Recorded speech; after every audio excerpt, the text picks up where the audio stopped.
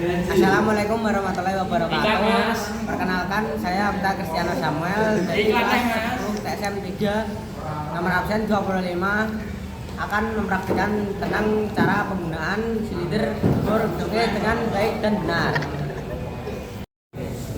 Kali ini saya akan mempresentasikan tentang cara penggunaan silinder bor doge. Langkah pertama sebelum melaksanakan pengukuran adalah kita harus membersihkan berbagai macam alat agar bisa digunakan dengan baik dan lebih efisien dengan menggunakan majun atau lap.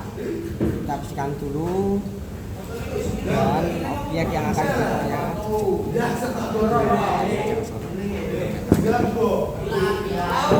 Lalu jika sudah dibersihkan, kita akan melakukan pengukuran dengan jangka sorong, yaitu untuk menentukan diameter kasar dengan cara menggunakan jangka sorong ini ya.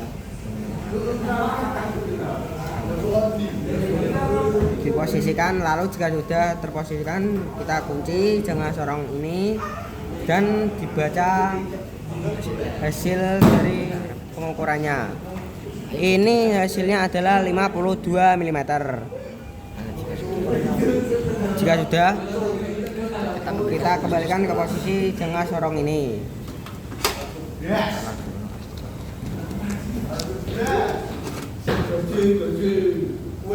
Jika sudah melakukan jangka sorong, kita akan melakukan pengukur dengan menggunakan dial bor gauge.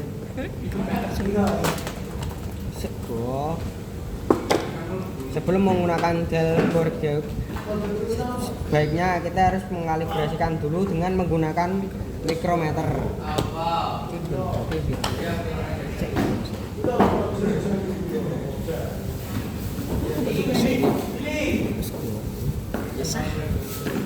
Cara pemasangan silinder bor doge adalah dengan ini adalah grip ya. Karena kita sudah mendapatkan 52 mm dari hasil pengukuran diameter kasar tadi, kita harus menambahkan 1 mm untuk mendapatkan hasil yang lebih akurat. Jadi kita harus menggunakan rod dan washer dengan ukuran rodnya 50 mm dan washernya 53 mm. Kita akan pasang rod dan washernya dulu. Kita harus sesuaikan rod dan washernya sesuai SOP agar pengukuran jauh lebih baik dan akurat. Buka terlebih dahulu, tutup dari ininya dan kita masukkan rod dan washernya, lalu ditutup. Jika sudah terpasang, tutup kembali agar tidak copot ya. Lalu kita akan memasang dialnya. Ini namanya dial ya. Gunanya untuk membaca hasil pengukuran dari silinder bor gauge ini. Kita harus memasang sesuai dengan SOP, yaitu dengan cara posisikan jarum yang kecil ini di angka 1. Nah, jika sudah terpasang,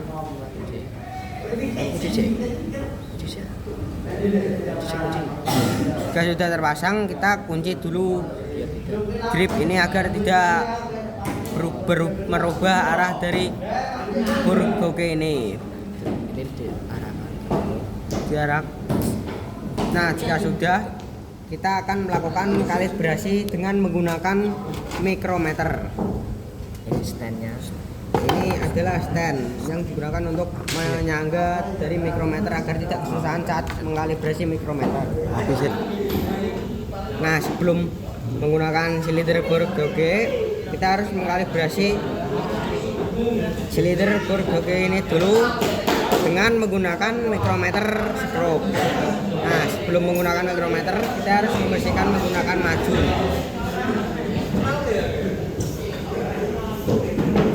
Nah, jika sudah, lakukan pengkalibrasian dengan cara menggunakan alat dari mikrometer tersebut.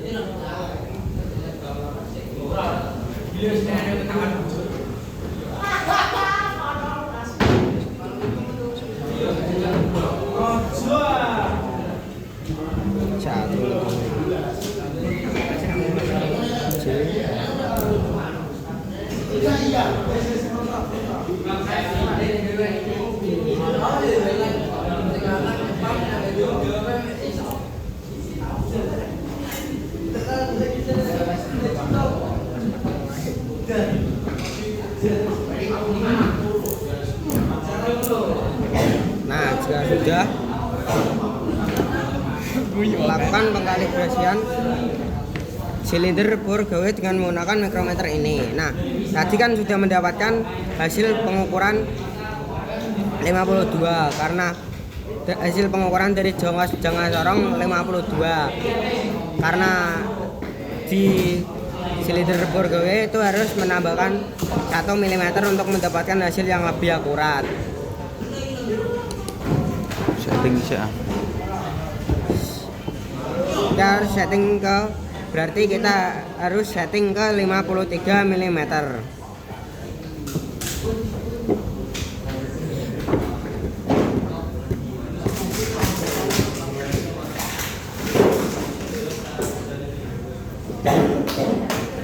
Nah, jika sudah, lakukan penguncian.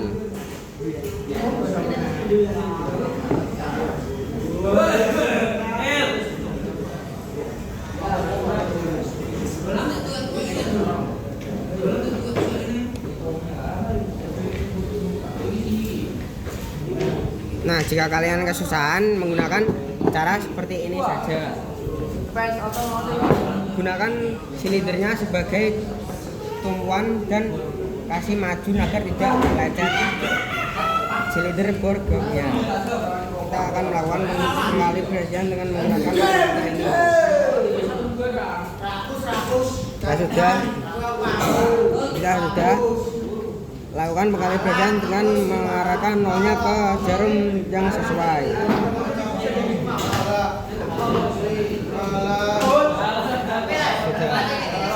Nah, jika sudah melakukan pengkalibrasian dengan menggunakan mikrometer, kita akan melakukan pengukuran dengan silinder.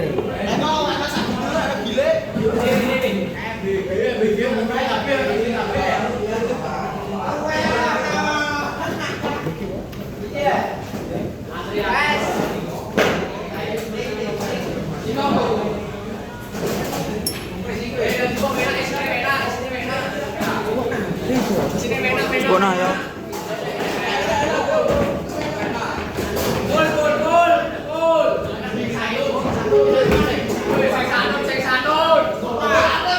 Hasil pengukuran Y1 adalah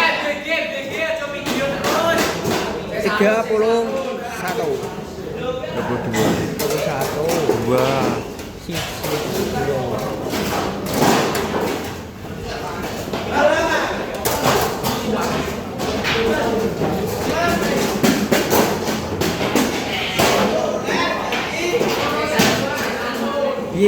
Y2-nya adalah 32 dan Y3-nya adalah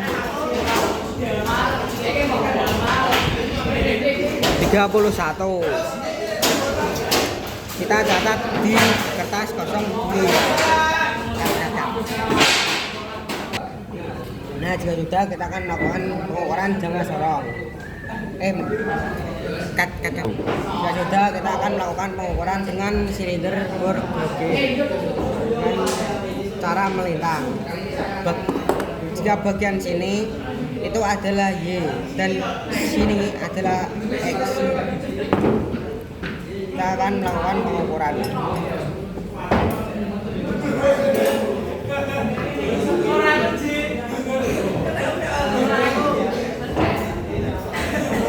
Nah, untuk hasilnya adalah kita akan melakukan pengukuran yang X dulu ya.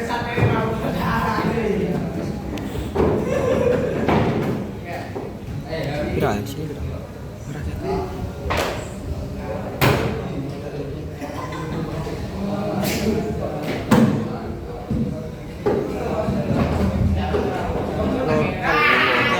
32 untuk hasilnya ya. Dan untuk X2 hasilnya adalah Bismillahirrahmanirrahim.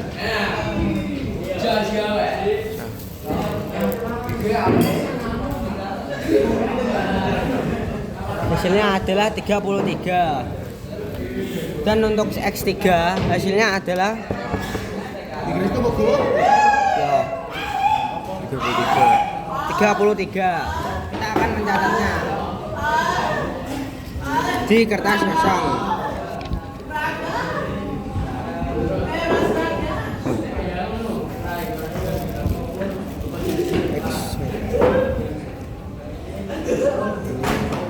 Kita mau telu loro teluan.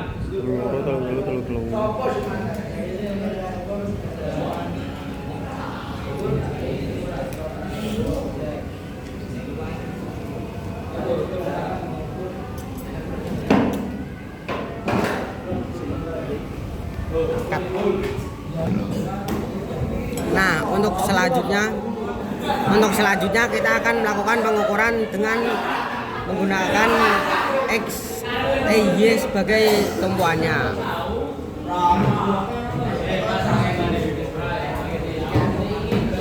Hasilnya adalah 33 dan Y2 nya adalah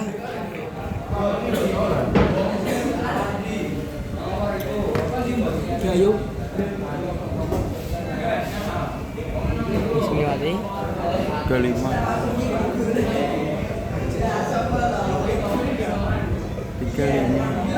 35 untuk hasil dari pengukuran Y2. Dan untuk Y3 adalah cintaku mbok yo sampeyan nasu. Ya sampe sing etok gumil. Ora ketok sebenarnya. Ketok. hasilnya adalah 33. Nah, jika sudah lakukan pencatatan di kertas kosong yang sudah digunakan tadi.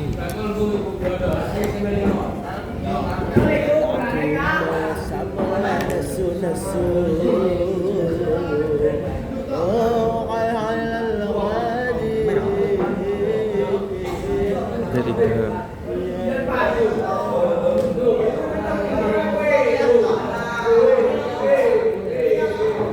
lima.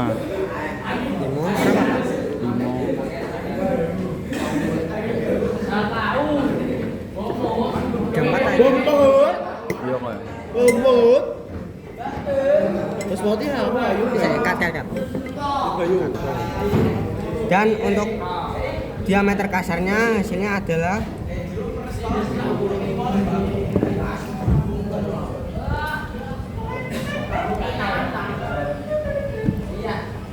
rodnya adalah 50, Meter kasarnya ayo. washernya adalah Udah alatnya. 3.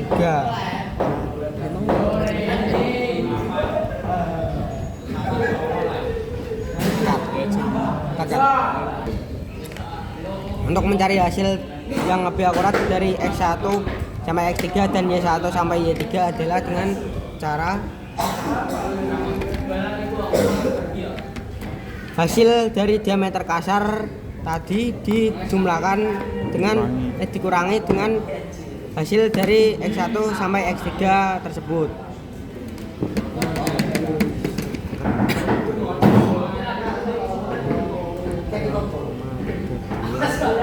Yang membuahkan hasil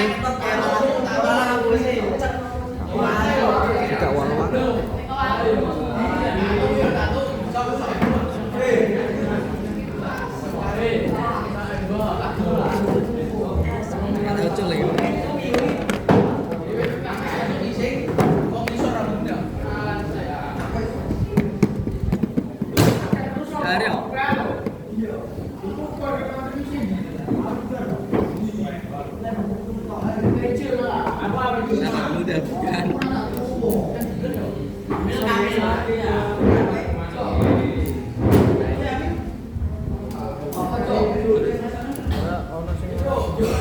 Dan untuk Y-nya adalah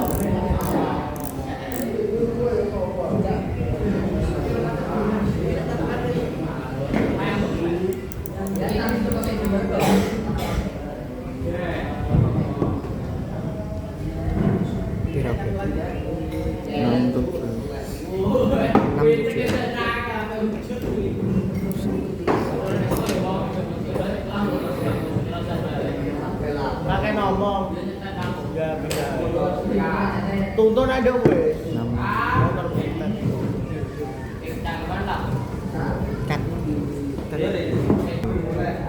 Dan untuk rumus keovalan yaitu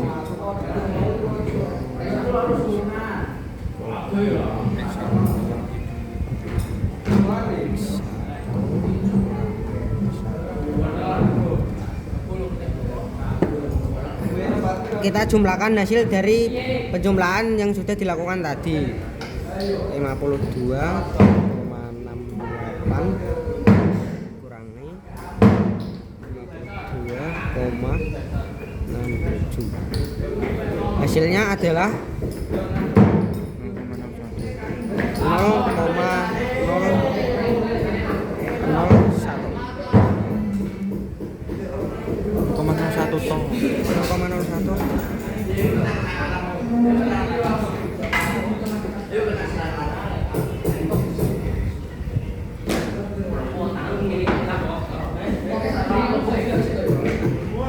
Kita juga akan menjumlahkan hasil dari pengukuran tadi yang hasil dari penjumlahan tadi yaitu X2 dan Y2.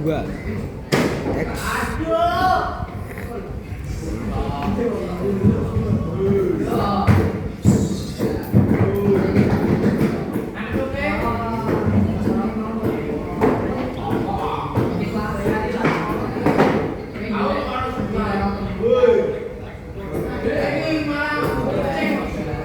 ini hasilnya 0,02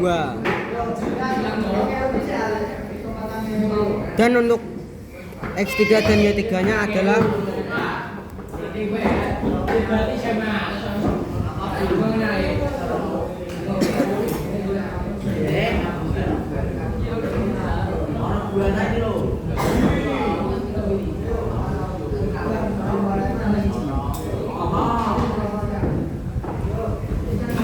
hasilnya adalah 0,01 dan kesimpulannya adalah blok silinder ini mengalami keovalan yang sangat banyak yaitu X1 dan Y1 mengalami keovalan sebesar 0,01 mm, X2 dan Y2 mengalami keovalan sebesar 0,02 mm dan X3 Y3 mengalami keovalan ya sekitar 0,01 mm.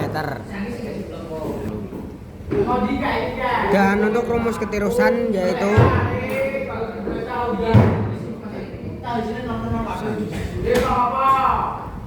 rumusnya yaitu X1 dikurangi X3 Y1 dikurangi Y3 dan hasilnya adalah X1